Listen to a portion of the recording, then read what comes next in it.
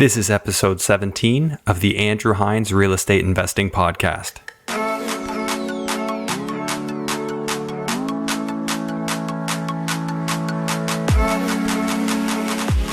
Hello and welcome to the Andrew Hines Real Estate Investing Podcast. This is Andrew Hines, and today we have a very special episode on student rentals. I had on the show Koukun Unosawa, and he is only 23 years old. This guy did his first deal at 17 years old, so you are not going to want to miss this. I had no idea how old he was until he dropped the bomb on me in the podcast because I just had him over, and I honestly didn't know where this chat was going to go. He came over, we started talking, and we got onto a long chat about student rentals and joint ventures and how to get started at such a ridiculously young age with little to no capital, and really just playing on the resources that he had available to him. It was a really cool and really impressive discussion, and he's got a ton of wisdom for a guy his age. So I really appreciated having him on the show, and I can only imagine what he's going to do by the time he's 30 and older. So take it in. This is probably one of those ones that you might want to listen to a couple of times because it's really just a candid discussion between he and I. It goes back and forth quite a bit on our perspectives with student rental investing. So if you've ever had interest in that, it's going to be helpful. Student rental investing, for those who don't know, is an avenue that typically yields higher cash flow than other types of investments. So this is definitely something to consider in your portfolio, even if it's not going to be a main piece. For me, it's a very large piece. It's the majority of my portfolio, and that may change in the future, but for right now, it's a fantastic asset. Before we get into the podcast for today, this will be the last one I do this announcement on for this specific event, but on Wednesday, May the 24th at Jack Astor's in Burlington, Ontario. So that's in the Hamilton area. So friends on the west side of Toronto, or anybody who just wants to make the drive out, if you are an investor and you are an active investor and you'd like to be a part of this and networking with other active investors to share ideas and help bring each other up, I've designed an event just for that. Totally free. This is just so that we can all help each other. If you're interested in that, I'm going to put the link to the group in the description of this podcast. So it'll be in the episode notes, or you can reach out to me on Instagram or Facebook at the Andrew Hines, and I can send you the link so that you can get the info. Even if you can't make it to this one, if you fit the description, you are an investor, you'd like to be a part of it in the future, still join the group, hit me up, join the group, and there's going to be more opportunities. One last announcement, and there's no compensation for this whatsoever, but a bunch of my real estate friends are going to be taking the stage next weekend for OREC, which is the Ontario Real Estate Conference. It's hosted by Jeff Weibo, Matt McKeever.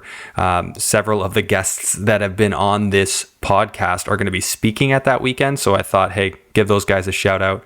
I'm going to put the link to OREC in the episode notes as well. And if you're interested, just click that link and you can buy tickets for it there. I'm sad that I can't go. I'm going to be going on my bachelor party, but there's no reason for you to miss it if you're interested and you're going to be in the area. So without further ado, please enjoy episode 17 with Koukun Unosawa. Hello and welcome to the Andrew Hines Real Estate Investing Podcast. Today I have Koukun Unosawa on the show, and I'm not going to ask him if I did it right because I already asked him how to say it, although that might not be right anyway. But anyways, Koukun, how are you doing today? Yeah, pretty good.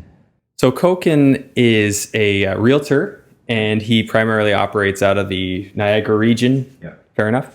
And he and I crossed paths through one of our fellow investors, and we're talking a lot of real estate these days. Koken's an investor himself. He's got a handful of properties, and well, let's just let him talk about it. So anyways, thanks again for coming on the show. And let's hear your story, Koken. Yeah, so my story, it's a little bit of a unique story. So before I was a realtor, I was an investor. I started in 2013, about close to 6 years ago now. And I guess the long story is, so I'm just going to drop something here. I'm 23 years old right now. Wow. I didn't know that. Yeah. So the way I got started is I was in my last year of high school. I got accepted to university at UTM. And I was planning on attending, actually. So I went on one of the campus tours. And the one thing that stuck in my mind was it was so expensive to live on residence. It was like $850 a month or so. And it just sparked this little idea that, hey, can I live maybe off campus if I can find a way to buy a house? I had no concept of how to buy a house, what it cost to do that, what a down payment was, like nothing. But I was just an idea. There are houses with more than a few bedrooms where maybe I live one. If I go to school, I'll have friends who can rent the rest, and maybe I can live for free. Just that idea. That's all I had. Googled it. I found the brokerage that I now work out of, Rockstar Real Estate. Went to one of their free training classes, joined as a member. And then that was sort of where I got that idea that, hey, maybe I can buy a place and rent it out versus maybe just going the traditional route per se. That idea, though, led down like this path that I could have never foreseen. So what I decided at that time is, okay, let me skip going to university for a year and instead work, save money to put that down payment on a house. So me and my brother already had talked like a million business ideas before this, and we're like, okay, this maybe seems like the most feasible idea that we can get started without, buying a franchise or doing something crazy. So let's just, he had already been working a couple of years. He's older, right? Okay. Been saving some money. So I said, okay, let me work as well. I'll save some money. And then maybe together we can buy this house that I want to buy near the campus. After we joined the brokerage, got introduced to a few other ideas on investing in real estate and maybe how I could get started sooner than with a student rental. So I then went to my parents, who had never owned a property ever before in their life. We were renting a place at this time. And I told them, you guys have always talked to us about we should buy a house. So I told them, this is how we're going to buy a house. We live in Toronto, so we can't afford to buy a house in Toronto. But instead, we're going to go up to Barrie and buy this townhouse. And then the next home was a semi-detached in Cambridge. At that time, the prices were around $250-ish. So given their limited income, they were able to qualify for those properties versus, say, a house in Toronto. So that got our first foot in the door. And technically, they're joint ventures. So me and my brother are sort of the working partner on those two deals. And my parents put up the down payment and qualified for the mortgage. Okay, so that's sort of testament to start with friends and family when when it comes to joint ventures. They're going to be your easiest sell because they want to see you succeed, right? Yeah. And they must have believed in you to some degree to put their money on the line. Yeah, so they had the trust, but obviously they had no clue. Honestly speaking, we had no clue either about what we had to do. The only saving grace for us was that at that time I was working with a realtor, Leslie, who works out of my brokerage too, who owned investment properties herself. And she was the one who sort of said, okay, you know what? Let's look in these areas where the prices make sense. You can get a good amount of rent. So she was guiding us through this when basically if we had worked with anyone else who just wanted to make a sale, for example, they may have told us, oh, buy a condo in Mississauga maybe where the prices are much higher. The numbers don't make sense. We wouldn't have known the better. So you felt like your realtor really was on your side here. She wasn't just trying to make a sale. She was trying to help you succeed. Yeah. Yeah. And for us, that made the biggest difference because it wasn't just us on the line. It was our parents and like their hard-earned savings. And to give you context, like my dad, when we got started, was working a minimum wage job. And like in the last 10 years, right, we've been living in Canada. He got started as a security guard. He still works as a security guard right now. And then like even both my parents, they never actually made a lot of money. They just are super frugal and they saved what money they had. And here we went to them, we told them, let's take all your savings and let's put it into an investment. So even after we bought the property, there was no room for failure.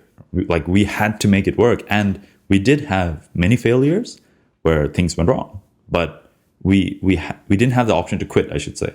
Like it had to work. There was no other way around it. And right. I think that really helped us get started in a way that like we just didn't have another choice. We didn't have anything else at that time lucrative going on that we could feel like, oh, you know what, if this doesn't work out, we can move on to the next thing. No, this was it. We had to make it work. Yeah. Well, once you're in, right? Yeah. And I know that feeling. I've been in on a deal, and that's when you gotta, it's sink or swim, right? Yeah, absolutely. When you're in the middle of a project and there's got to be a sale or you got to get a tenant, you do extra things that you might not Otherwise, I actually had something similar happen this year because my property manager fired me as a client. I just wanted to rent my own properties, which I guess I had it coming. Okay. But anyway, so they didn't like that. That was that big part of their revenue, and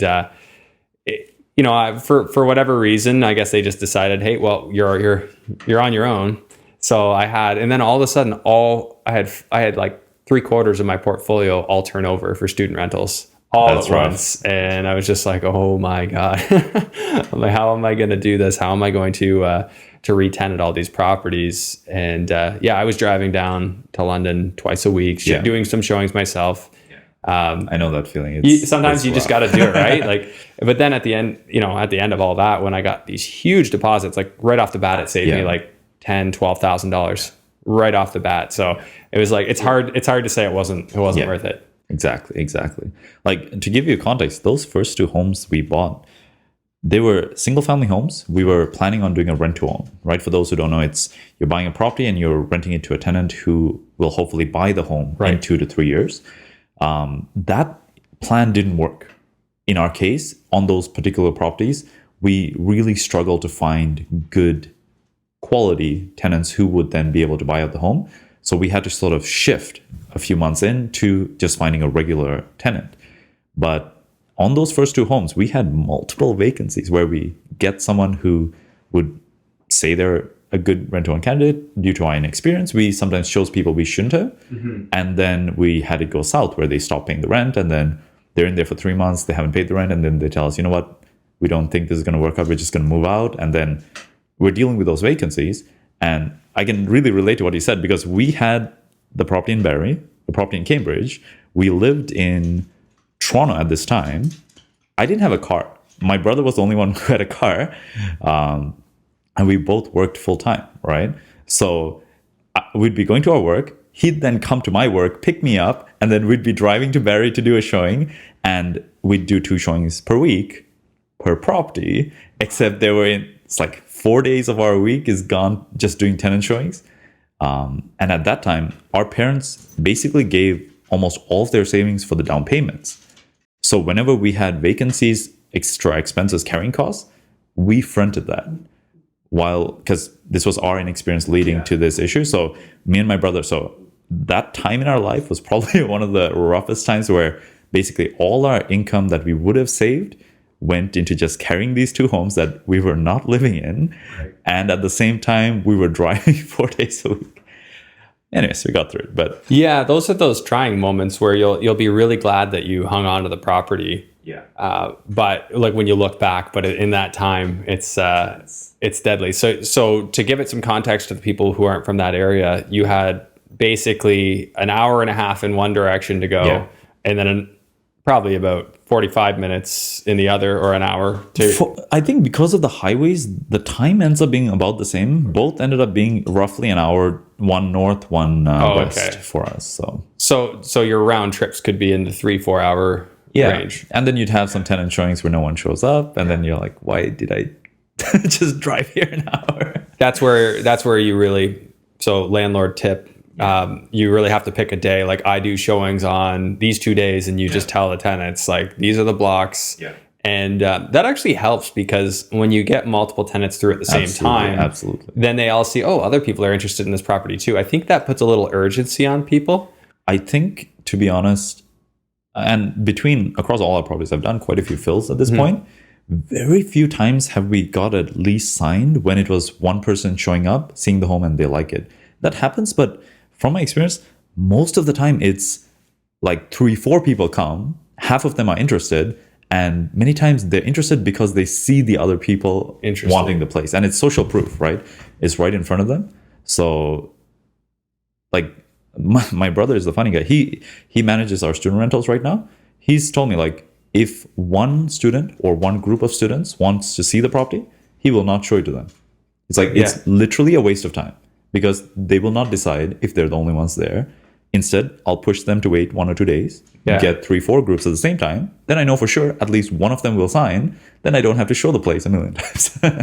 Yeah, absolutely. And I've been in the same boat as a student rental landlord. Yeah.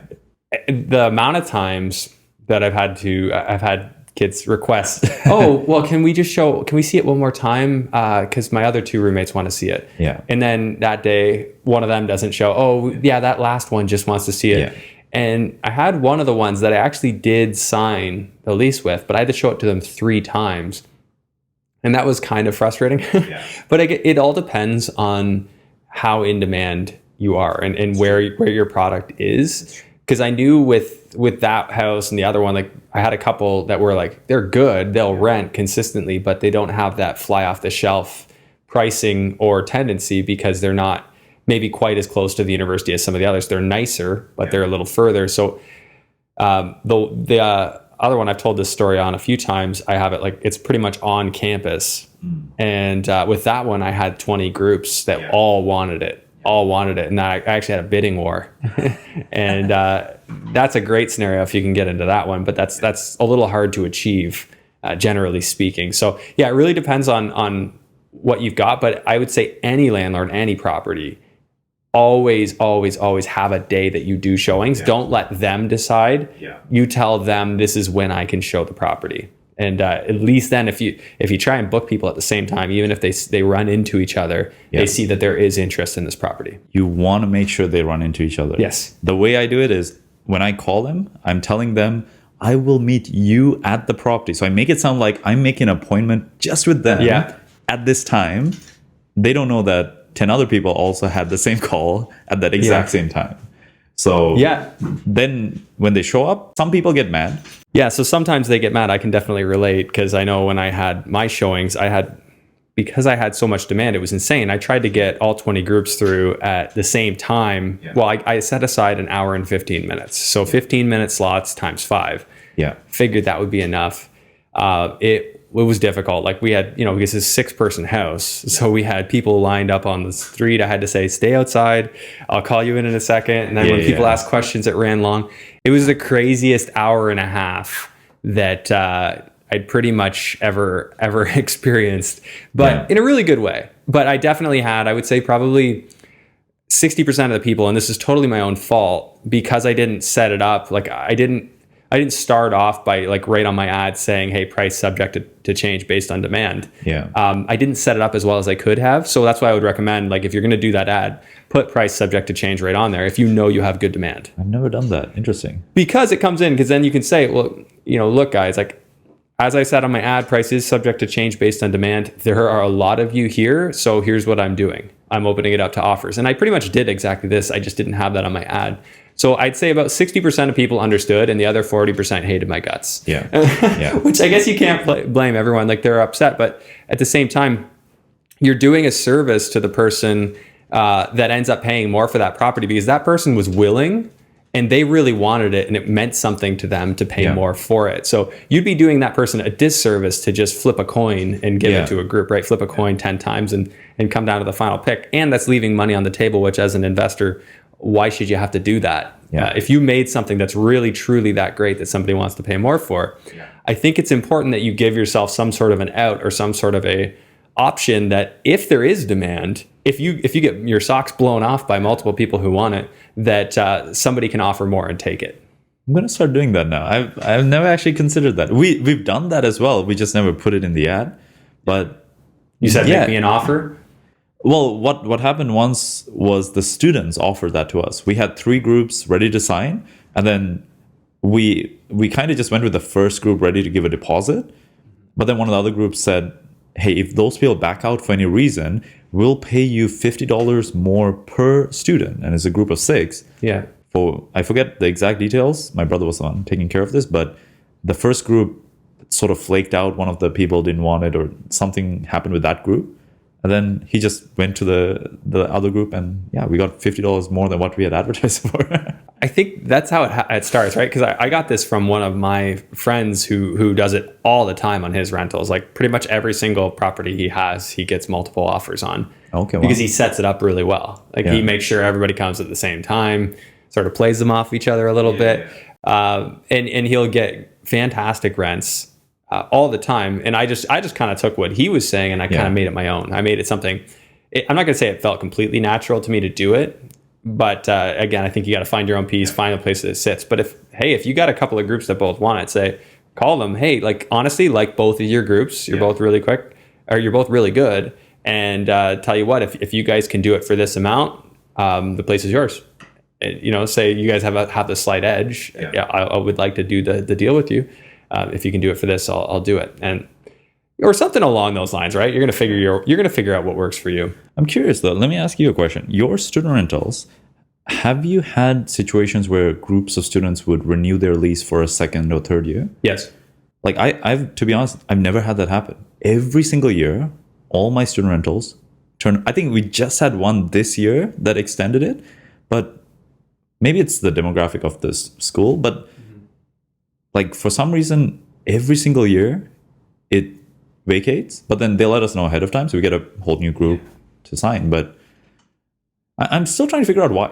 Like I don't get it. Turnover is expensive on student rentals. So you're a student rental for a college, right? UTM. So it's still technically. What's UTM stand for? University of Toronto in Mississauga.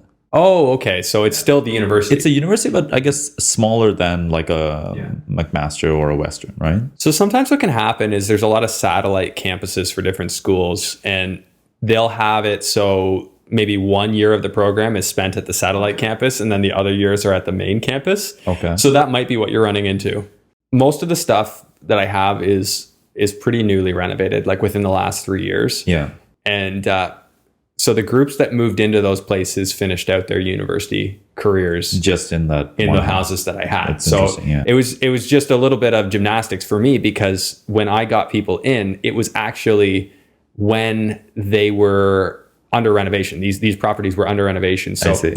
I'd have the property manager showing the house when it was like, a lot of stud walls and, I got the HVAC guy in there working. So they had to kind of conceptualize what this was going to be. Yeah. And generally speaking, I find that's a pretty easy rent, because if you can show them a finished product, you say, this is what I do. Yeah. Here's my finished product. Here's what I'm doing with this one. Hey, take a look at a couple of photos. This is my kitchen. Yeah. So you start selling them on the vision. And I've shown people through a house that was just absolutely gross and bad. But I was able to explain what was going to happen. Yeah. And they were great with it. And I've signed a few leases that way. I've had my property manager have similar luck. I don't use him anymore, but similar luck, similar way. He fired me. Yeah. You know what? We're still fine. Like we'll still chat here and there. I get where they were coming from. Yeah. But so there is one property that I have that has been turning over on a yearly basis, but it seems to just be the groups. Okay. It's just like, is it as renovated as the rest? Or? It's not as, so that's what's got me thinking. But so it's a duplex up down. Okay. And the group upstairs has turned over every year I've owned it. And the group downstairs has been there as long as I've owned it. So the guys downstairs are great. Girls upstairs it seems to be group conflict every time. Like, the current group is breaking up because one of the girls in the group, they all can't stand. And I don't want to get into these politics. I'm like, well, can't you guys just replace her? Yeah. Here's where I find the funniest thing. Like me and my brother have long discussions about this, because if you look, all our competition, or many of our competition, will say looking for female or girl students. Like it's like all the guys are kind of kicked out, and it's like they're looking for female students. In our experience, though, we've had both guy students and girl students. We've had good and we've had bad. But more recently, we've had not bad, just annoying situations that come up with groups of female students, especially with that, what you just said, intergroup conflict. They come in as friends.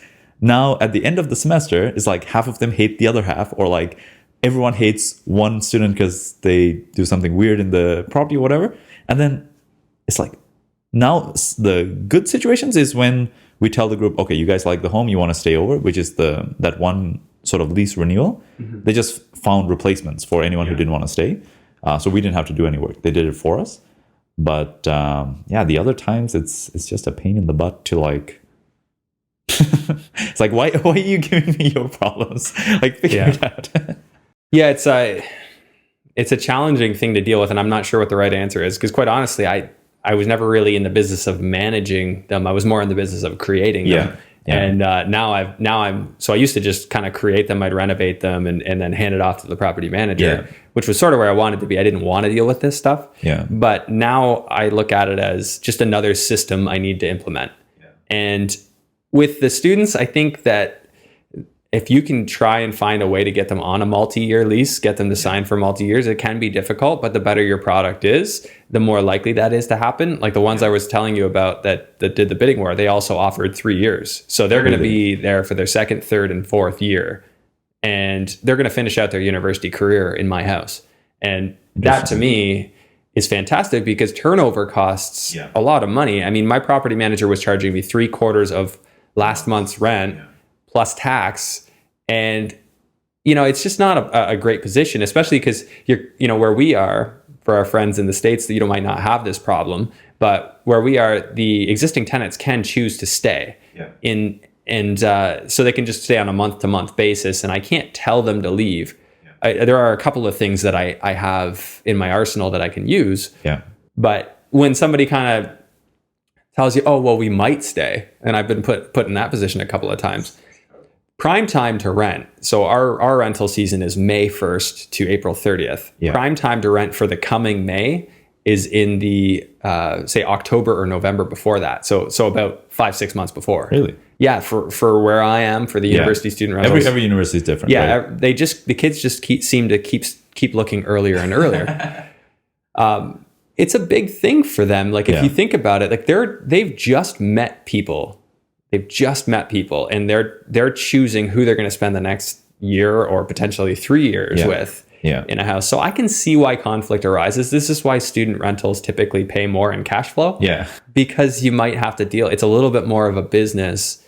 It can still be run systematically, but I think that you need the systems a heck of a lot more in a student rental than a family rental. And it's cool. Like I didn't know that. I think you had mentioned you had student rentals. I didn't know which way this talk was going to go today, but I think it's good that we're talking about student rentals, and we might as well dig into it because that's kind of what you were drawn to. And obviously that's what I was drawn to because it was like the one thing I understood. I understood before anything else. I understood coming out of university what students wanted in a living situation. How many student rentals do you have right now? Currently 3. You have 3 right now. And they're all in the same area? Yeah, same place. Okay. Tell me a little bit about the benefits. Like, why did you want to own student rentals from a financial side? Like, what was it about them? So going into it, the first 2 properties, like I mentioned, single family homes, we tried the rent to own and single family. At the end of the day, they weren't cash flowing much. It was like barely anything after paying for our expenses. We decided, the next property we buy, we need cash flow. Like we need to be paid for the work we're doing. Of course, equity, appreciation, all that is good, but we need at least some properties in our portfolio that cash flow because we can't just keep growing a portfolio that breaks even. Like you do that at scale, it's tough, right? You need some income coming in. So I went back to my first idea when I walked through that campus, which was buy a student rental. And at that time, I didn't know much, but I did a Google search properties for sale near UTM. And there was this old condo building that had 4-bedroom properties that at that time I thought, okay, what if I live in one room, rent out the other 3? Would it break even? I didn't know how to calculate the costs, but I thought maybe it'll break even, right? But now knowing what we knew from those first 2 properties, we went back and looked at that building and we figured out, hey, the 4-bedroom units, they're okay, but there's 5 and there's even 6-bedroom units within the same building selling for similar prices. So we're like, screw the 4-bedroom units. Let's get the ones with more bedrooms. So me and my brother, we just did this one ourselves, scraped together every last penny we had. We bought the first one, again, 2015. Okay. So it's a 5-bedroom student rental, but it had like this massive den that it's kind of pointless because there's a huge living room and then there's a den the size of a bedroom. So like, at first we just rented it to 5 students. We're like, let's keep it as a dining room or whatever. Recently we're like, they don't need that space. They don't even want it. Built a partition wall cost us like pennies, right? Just to build a wall. And then that's an additional room that we're charging the same rent as the other 5 bedrooms. So that boosted our cash flow. So why do you, just since we're on this topic, and I think it's very topical, Why do you think that not everybody is just adding bedrooms? You want to be careful with it. Like the reason we didn't do it right up front is I didn't want to add one bedroom that at that time we were getting about $500 a month per room. I didn't want to get one more room that would add $500, but then detract from the overall appeal of the other 5 bedrooms, and maybe the rent goes to $450 instead of $500. Right? I didn't want to. I I wanted this property to be better than its competition. I didn't want to essentially just chop up the living room and make like a million bedrooms so people have rooms, but then you'll deal with turnover, you'll deal with worse tenants, there's so many downsides to it. You want to be careful about the choices you do. So that's why in our case, now I know London, they have some rules as to the regulation and the licensing. The most that we can do, unless you're grandfathered in, like if it existed before 2006, their rule is that you can keep it as long as you can prove it. Yeah. So if you have a 6-bed or a 7-bed, it can stay that as long as you never changed it away from that since then. So they call that grandfathering or grandfathering in. But I've seen landlords do stuff like that where they'll chop something up and they'll cram more students in. A couple of things that you need to be aware of, and it might not be in every single market that this is a problem. For one, we have rental licensing, so they could come in and try and shut us down. I don't know. I haven't really had any headbutting with them. I've complied with the 5-bedroom rule, and I have 1/6 that was grandfathered in. But they may try and shut you down if you have extras in there. But I think there are some ways around it. I just haven't tried them. I'm looking forward to it. And so that's one thing to consider. The other thing is, just like you're saying, if you cut out common space, you make your product less desirable. Yeah. You may think this is beautiful, an extra $600 a month. Yeah. And then you might actually shoot yourself in the foot and not be able to rent. You might invest in the money to create the bedroom and actually have your product be less desirable. And people turn over, they don't want to stay. There's a lot of things. So you have to, when you're doing a student rental, you have to think, if I were to live here, what would I want? And it can't just be a ton of bedrooms, because yes, bedrooms add value. Yeah. Like in our market, it could be anywhere from 500 to 750, maybe even 850 a bedroom in rent. Yeah. So it's not small. Yeah. If you can do it, you just got to know, what's that going to do in my market? And the best thing to do is talk to the students, get feedback. Yeah. What do you guys like? What don't you like? You're going to get a lot of random answers, but if you weigh the feedback versus just taking the feedback you get from the first couple, I think you might see some consistent things. And then of course, talking to other landlords, what are you doing that's working? Yeah. Find out what's working in your market, because you definitely don't want to Frankenstein your house and then you can't rent it. Yeah. And then you just wasted a whole bunch of money and you have something that maybe people don't want. The interesting thing, which you just mentioned there about feedback, though, is you need to have a filter as to how you ask these questions. Because, for example, in my building, I have one of my clients, an investor, who bought a unit just this past couple of months ago. And he was very nervous going into it. He wanted to make sure it was a safe investment. He was going to be able to get students. So what he did is he would just walk around, and he just saw some UTM students walking on the road. And he just approached them and talked to them. He asked, on the campus, so he was asking about the on-campus housing during the summer, is there available rooms or is it usually packed? And the answer they gave him was, it's always like half empty. There's always more room available than students. So this made him so worried about the fact he was trying to find students for May 1st. Mm-hmm. And if the campus residence was half empty, maybe the students would opt to go there instead of renting his place on a year lease, right? So that was his worry. But then what he did is he called the campus housing and asked them, and they told him they're sold out. All the rooms are accounted for. It may seem empty. Someone's paying for that room. You got to be careful where you get your information from. So for example, like a question about desirability about a place, maybe then ask a student who's going to live there. But then it's important to ask the right questions to the right people. Mm-hmm. Because he could have easily just been, nervous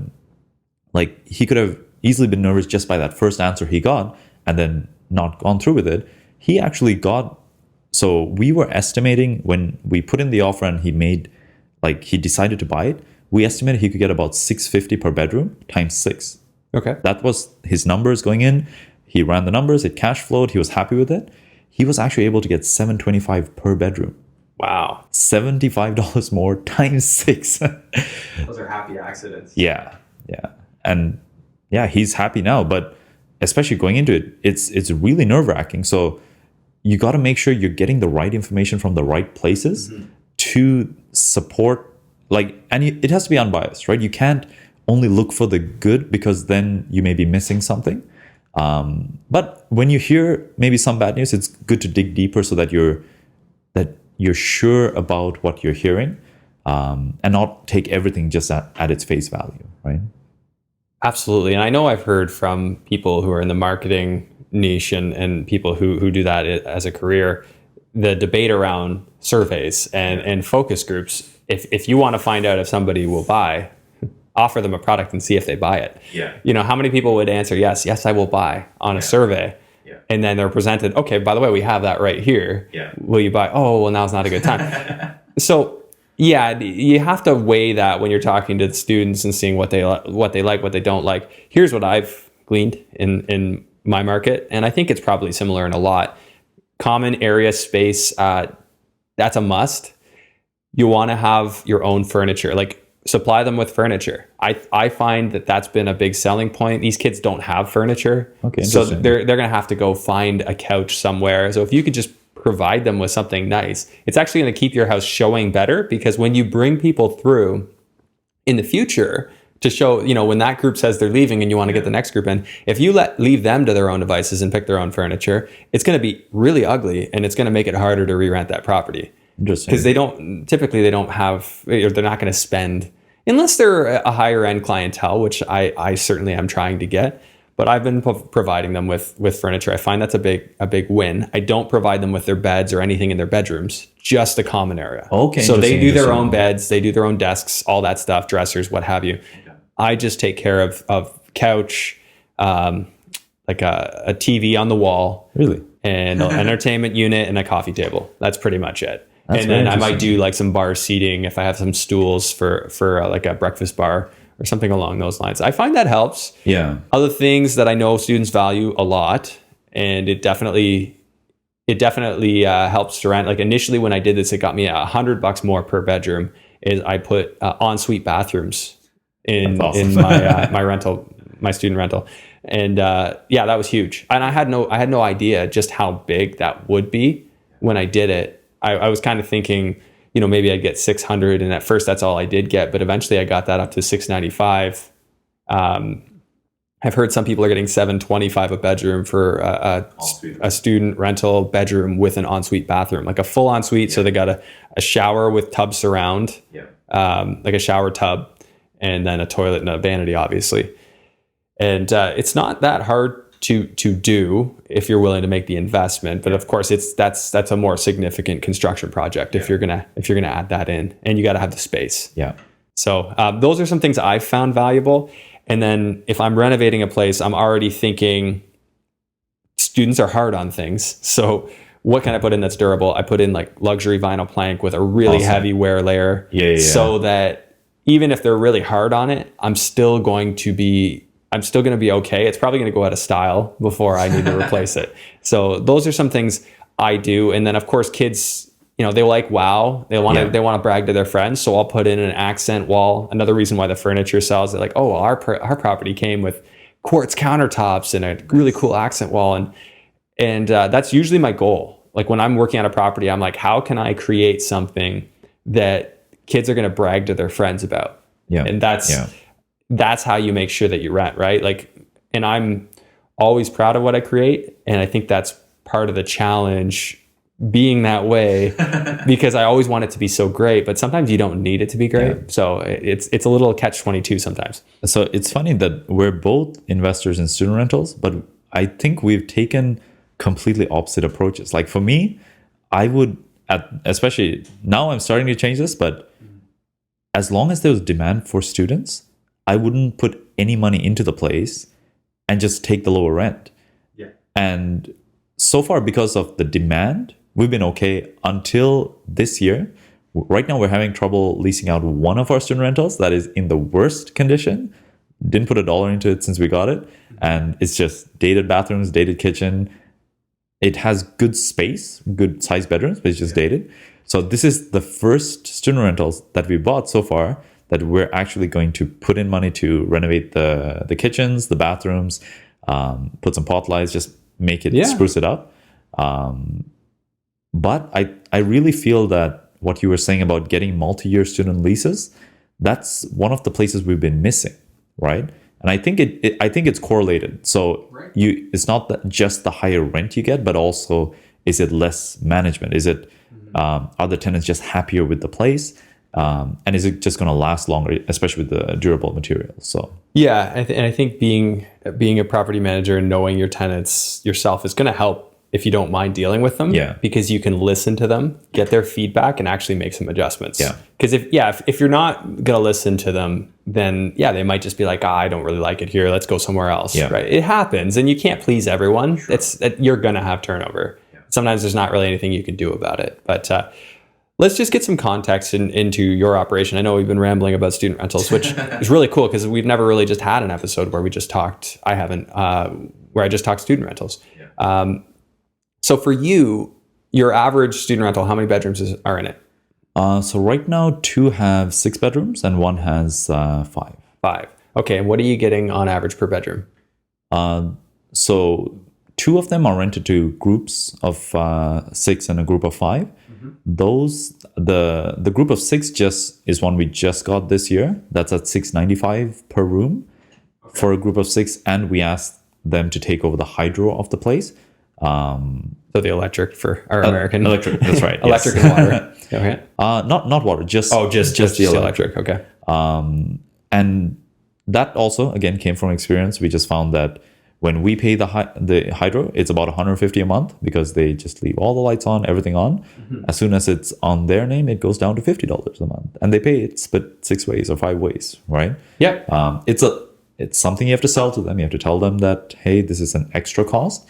But it's about presenting it in the right way. If you tell them, hey, it's a way for you to build up your credit. Yeah, you just got to present it in a way that the students know that they can use it to help build up their credit.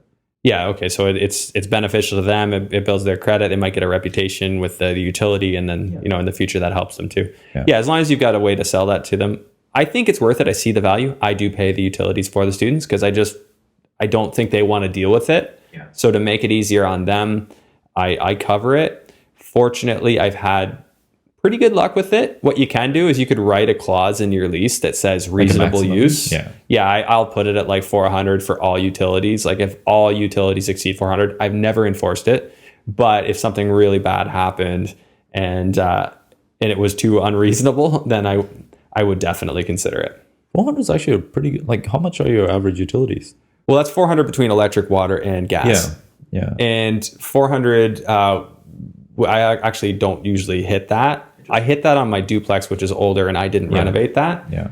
But my newer stuff last year, in the 2017 numbers I had, I averaged $250 a month per property. That's really good. So I guess you're putting in new furnaces and like higher efficiency. Yeah, they're a higher efficiency furnace, water heater, and that helps. Yeah. Okay. Yeah, definitely helps. Like the newer furnaces obviously get a little bit better. I do like LED everything. So all the lights are LED, things like that. Yeah. So they can leave them on for all I care. It really won't make a big difference. Water tends to be one that adds up. Yeah. Especially if you've got like the 6 bed, I noticed that they're using a lot more water. Yeah. So there's certain things where, it's going to be more. Having like 6 bathrooms also. Right? Yeah. Well, but they would, just because they have it. Yeah. They shouldn't really use extra, but I actually like the private bathrooms for another reason is it keeps the kids out of each other's hair. Like you could just go into your room and aside from eating, you don't really need to come out. And they don't have to worry about who cleans the bathroom and who like taking turns. And, clean your own bathroom. And if they need to get a replacement, when you're trying to find like say one person to come into a group where they don't know the other 5 students, definitely, then they'll be like, well, I have my own private bathroom, so at least I can get away. Yeah. At least I don't have to, I can kind of take baby steps to, getting familiar with everyone. So there are some benefits there. So let's just do some quick numbers here regarding your student rental. You've got 6 bedrooms on one. Let's just do the numbers. And then you've got 600 a room? 695. 695. Yep. You're doing well. Holy. Just this year, we bumped it up nicely. So 6 bedrooms at 695 works out to be 4170 on the house. Yep. That's not a bad rent. I like the sounds of that. Okay. And what is your net cash flow on that? The last time I ran the numbers after we got that lease, I don't know if I included everything, but I think it was in and around 2,500 to 2,600 a month. Now, is that budgeting like maintenance or anything like that, or that's going to come off of that? I don't, but here's the thing. It's a condo, so there's no roof, foundation. Anything external is covered by the condo fee, and they have a reserve for that. So it would only be the interior maintenance of the property. We haven't budgeted anything. So maybe if it'll reduce it a bit. But. Sure. So even if you adjusted that, took 500 off across the year, which would be super conservative. Yeah. It's not going to be that much for you, sounds like. Yeah. But even at $2,000, that's pretty strong cash flow. So that's after property taxes, yes, insurance, and your mortgage, of course. Yeah. All that stuff. And you're not paying utilities, or you are? So the condo fee includes the water and the gas. Okay. And then the tenants pay the hydro. So tenants just pay their electric, and then you're keeping the rest. So you're getting, say, even call it 2,000. Let's just call it 2,000 to be super conservative. Which is actually what we're planning on doing. So we're planning on taking a dividend of 2,000 out, leaving the rest in the bank account for the house, so that it just builds up over time, and then any expenses can come out of that. So you guys are just going to start paying yourself. So that was the plan until we found out some options of refinancing the place, which will increase our cost. Yeah. But now we can buy like a couple more. So what did you buy this place for? $240,000. When did you buy it for that? 2015. That's a pretty nice number you got there. Yeah. No, it was. I wish we could have bought the craziest thing. There was this one deal. We had a joint venture partner lined up with the capital. We didn't have enough money after we bought the first two. And there was a deal lined up. We got it under contract for $280. This was a 4-bedroom instead of a 5 or 6, but it was just beautifully renovated by the seller. And we knew even at that time we'd get a premium rent on a group of 4. Our partner was a Canadian, but just living abroad for a couple of years. He was a close family friend. He had the 60 or 65 grand in cash, in savings, ready to go. And we told him we'd qualify for the mortgage.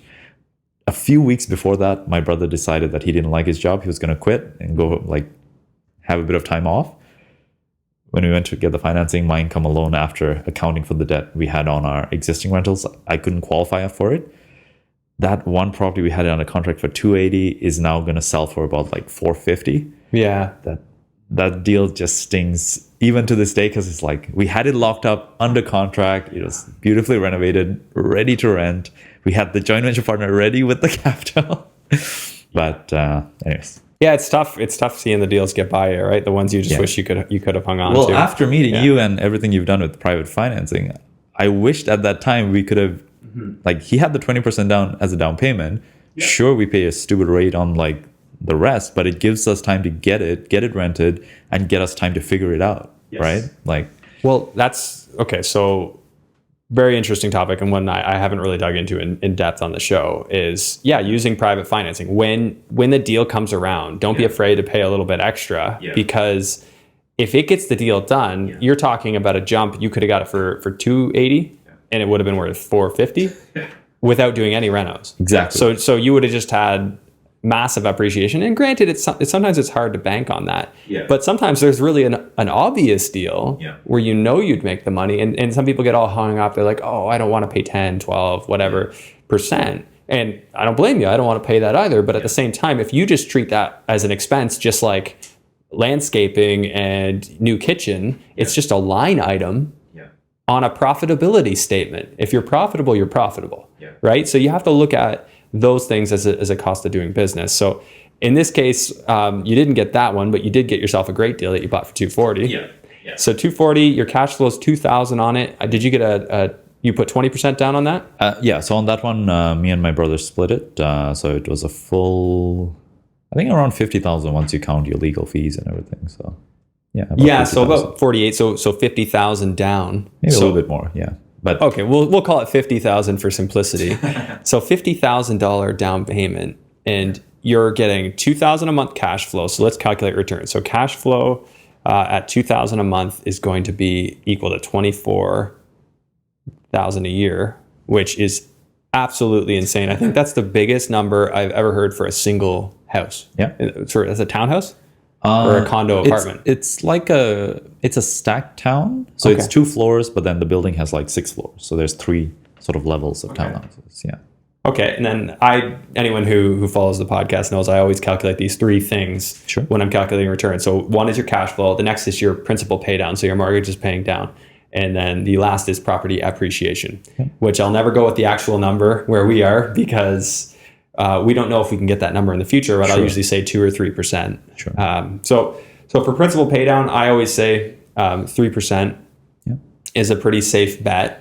If you figure out, it's kind of a back of the napkin kind of figure, but it tends to work. Yeah. So 3% of your mortgage, which would have been 190. Yeah, it was like at 192, I think. Okay, so And since we bought it, we're actually coming up on our 5th year. I don't know. I think maybe next year, right? 2020. So far, I think it's at like 175,000 now. okay, so yeah, exactly. So now that's why people need to factor that. I'm not sure everybody factors that in when they're figuring their profitability, but you're paying down that mortgage. One day that's going to be mortgage free, and if you sell it, all the cash is yours. So appreciation in this case, that is going to be, so we'll calculate 3% on the 240. So 0.03. So that's 7,200. So your total return, obviously most of it is cash flow, but you're getting 36,960 a year between cash flow, appreciation, and principal pay down. So that's based on those 3 numbers. Yeah. So does it sound okay to you? Which is also, again, like going into it, I didn't even calculate the pay down or the appreciation. I just looked at the cash flow. That's enough. If the property doesn't appreciate $1, I'm happy. And the reality was like completely opposite to what I was expecting. Well, I think that's important. When you go in and buy something, cash flow has always got to be your number one, because for all you know, you might not get appreciation. Yeah. We might get a 10-year crash that a crash that takes 10 years to recover from. So if you have cash flow, you'll be like, well, it's worth less. I can't refinance it, but technically it has not hurt me. And it only hurts you when you lock in the loss. Exactly. So that 36,960, just to put some insane context to this, over your $50,000 investment, your return on investment on that deal in 1 year, the first year, was 73.9%. Really, yeah? So you invested $50,000, Yeah. including your down payment and legal fees. Interesting. Yeah, you see, I'm teaching Koken his own return, his own amazing return. So you got $24,000 a year in cash flow. You got principal pay down of 5760. You got appreciation of 7,200. So that's a total of 36,960. And then you divide that out. So 36,960 over 50,000 investment. You're about 73.9%. That's amazing. In reality, you actually did better because you got better than 3% appreciation. We got, 240. I had a client buy an almost identical unit in that building 2 months ago for 485. So 240 to 485, your property is doubled. Yeah, and it's May of 2015, 16, 17, 18. So just under 4 years. So you're getting roughly 20% a year. Yeah. Well, yeah, compounding, it's a little less, but yeah, you're getting quite a bit on appreciation alone. Yeah, appreciation, for anyone who is not familiar with that term, that's just your property going up in value. And Koken, you've done extremely well on that deal. Has your other student rental, have the other 2 performed equally as well? The second one we bought for 268 the following year, so 2016. So that actually went up more because we paid like 30 grand over, but now the value is about the same, and it's been 3 years. Yeah. So, but the final one we ended up paying a higher price. We paid 400,000. That's the 5-bedroom one. So I guess of the 3, it's the lowest cash flow, but the highest return. the funniest thing about that one was we partnered up with a friend of ours. They were close friends of ours who had never bought a property before. We bought that student rental with a 5% down payment, rented out the 5 bedrooms. So it's cash flowing with a 5% down payment. And we bought it at 400,000. Okay. And it's still cash flowing like 500 when we bought it. Now it's at 750 because we bumped up the rents.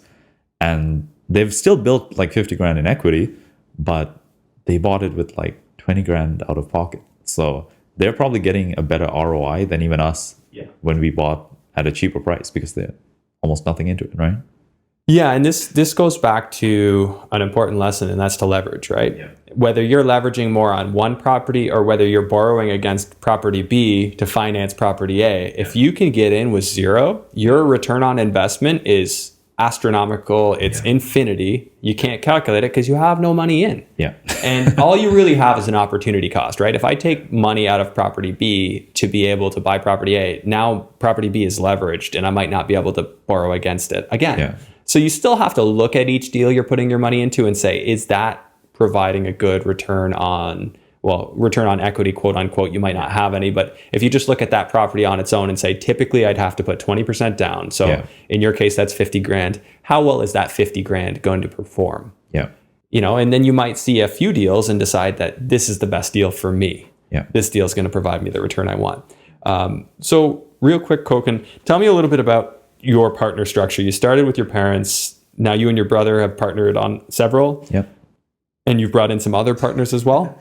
Yeah. So we started, meaning me and my brother. So me and my brother are partners on every single deal that we currently own, just in different ways. So the ones where we have an external money or like down payment or credit partner, we're each 25% ownership.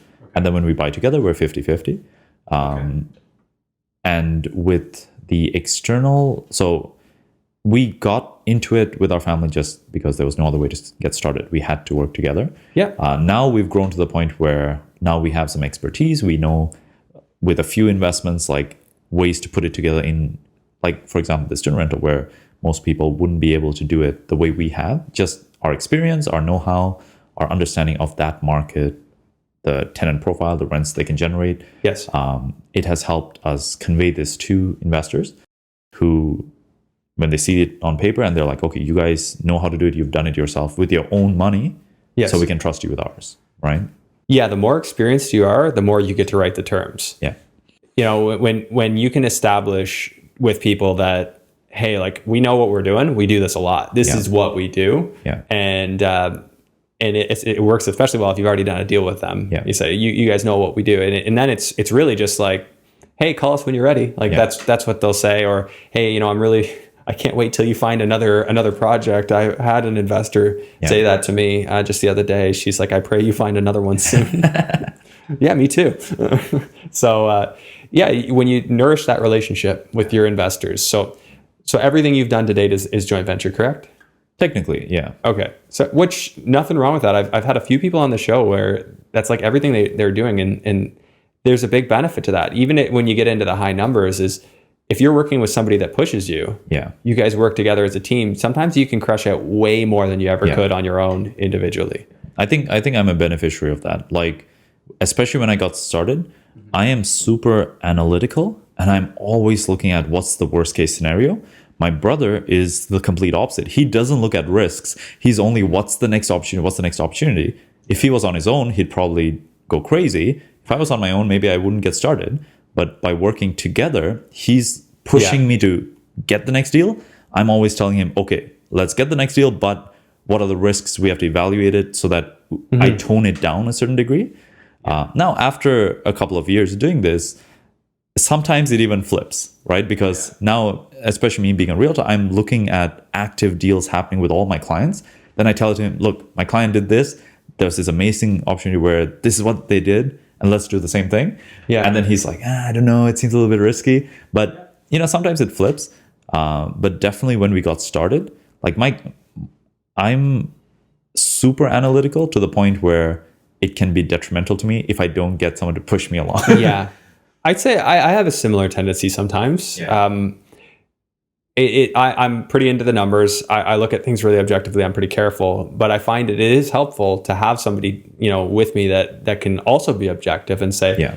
well, let's not be overly conservative. Let's be fair here. Let's look at what's likely to happen as well as the worst case, and make a more balanced decision. And a friend of mine, we partnered up and we did a ton of deals. We started a company together. We sold some houses, renovated them.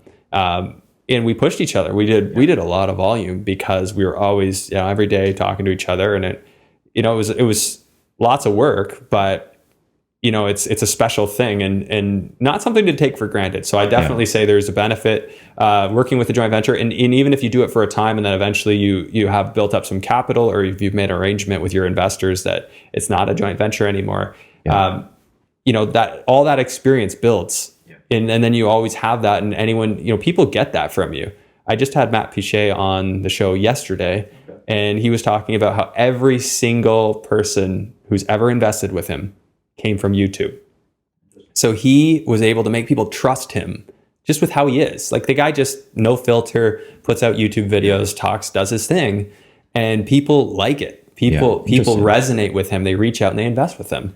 The more experience you have, like he came on the podcast, somebody's probably going to hear that and say, hey, I'm going to invest with him, just because he's all out there fully exposed as to what he is as an investor, what he does. And, that's powerful. So build your reputation as an investor, and it's going to serve you a long way down the road. I think one part about this is also that investing can be a lonely journey, right? Like, there may be some situations you encounter that if you don't have like a network of other investors, or if you don't know other people in the same journey as you, it can be quite like, you may be facing problems that no one in your family, no one in your normal circle of friends, for example, may even understand. Correct. Right? So it's good to have, if not a partner, like a joint venture partner, even just friends who are in the same journey as you. You can just bounce ideas off each other. You can like go to them and say, hey, I have this problem. Do you have any idea how I can solve it? And then it's a way to sort of, again, real estate is all about time. You got to go through the time it takes to build wealth. And part of it is, it can be a lonely journey. So having a team of people, having friends just in it together can go a long way. I agree. Very true. Right. Just a support system, right? That's what sometimes a joint venture partner is, just that. Unless you have a silent joint venture partner that doesn't want to be involved, and then they might not. But it's a friend and it's an ally that thinks like you do. And as an investor, the value of that can't be overstated. So if you're not doing that, get out to events. Come out to the event I'm hosting on April 24th to meet other investors and help build each other up. Because that's critical on this journey. Little more context, Koken. How many properties are you at right now? 7 properties now, and you're only 23. Yep. I hadn't even bought my first property at 23, so you're on a good off to a good start. And approximately right now, out of all what you have, what access to cash flow do you have? What's that producing for your life? Ballpark. So far, to be honest, just $625 is what I'm taking out of my portfolio right now. Okay. The rest you're leaving in? Yeah. Now, we've had a few properties that, for example, I bought a fourplex where it cash flows on paper, except our strategy is not to buy it and take the cash flow. We want to turn over some of the units, renovate. So it's going to require capital. So we're not taking money out of it. We're sort of keeping it there so that we can reinvest the money into it. So not all my properties, like the student rentals, are doing really well on cash flow. Some of the other projects have been cash intensive, where I'm putting money into them in order to generate a return to accomplish a goal. So you build reserves, you use them, you put money back into the properties. Is real estate your only investment avenue? Currently, 100%. That's the right answer. Yeah. It's like I've dabbled in stocks. I've done things before I bought my first place where like the savings I had for the down payment, it had to be somewhere, right? So I bought a few stocks and actually did reasonably well on them. But like when you look at that first investment property, like I sold some shares in like Bell or some other REIT that I took the money to put it into that property. There's no way any other investment can, like, I can't even think of an investment that can compete with the return just on that one property. Like, of course, the appreciation, you can't count on it, but it happened. Now I'm sitting in a situation where I can refinance that, take that money out, go buy like 2-3 more homes, right? Like, and this is just going to compound it further, right? Figure out what your return is on every single property. If you can re-leverage that property and buy another one, now, compound it. You're still young. Give it 30 years. They're all paid off. All of a sudden, you're a millionaire times 10, 20, 30.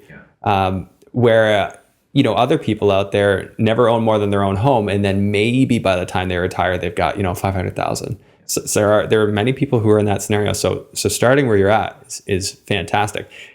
You're obviously still young, but you've got tons of wisdom. What's one thing you would recommend to somebody who wants to get started? They haven't yet, but they're wanting to get started. Find a way to do it. It doesn't have to be the traditional way.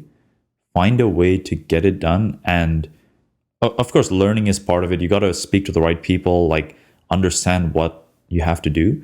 But like in my case, when I got started, technically I was 17 years old. It wasn't even my 18th birthday when we had the first property under contract. I couldn't sign the witness section for the deal that my parents were going to qualify for the mortgage on. Like, I had to find someone else to witness it because I couldn't sign the witness section. Of course, now you don't need that because you have electronic signatures, but that was the time. But in that case, like, I couldn't qualify on my own. I had literally no money. So just getting started, but here was a way I could solve a problem my parents were not entrepreneurs. They were frugal, diligent, but they didn't have the risk appetite to go learn something new, to go invest in real estate, but they wanted to. They had that desire, but they couldn't do it. So by me and my brother being young, enthusiastic, driven to do it, we allowed them to invest in real estate by helping them to do it and be the active partners. Yes. So like, for the listeners of the show, you may not be in the same situation, but whatever your situation is, don't just look at, it's stacked against me. Property prices are higher.